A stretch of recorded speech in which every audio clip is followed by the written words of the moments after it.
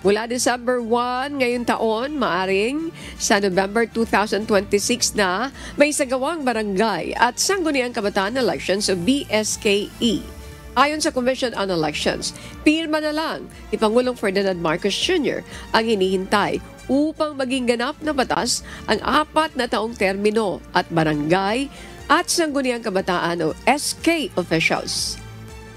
Ito ay batay sa napagkasunduan ng Kamara at Senado kaugnay ng panukalang batas na nagtatakda ng fixed term ng BSK official. Nakasaad sa agreed version, 4 na taon ay isang termino ng barangay officials at papayagan hanggang 3 termino lamang. Ang nakatapos ng 3-term ay hindi na makatatakbong muli sa kaparehong posisyon.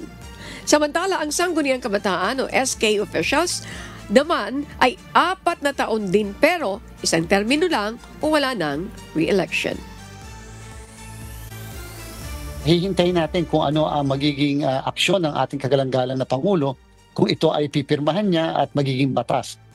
In the meantime, magkakaroon kami ng isang emergency meeting, yung lahat ng mga tauhan natin, opisyal ng Commission on Elections sa isang linggo upang mapag-usapan ano yung mga bagay na kinakailangang ihinto muna namin yung preparasyon. Halimbawa, yung tinatawag natin procurement. May mga kagamitan na hindi kami dapat bumili muna o i-procure dahil baka po kasi ito masira, katulad halimbawa na indelible ink.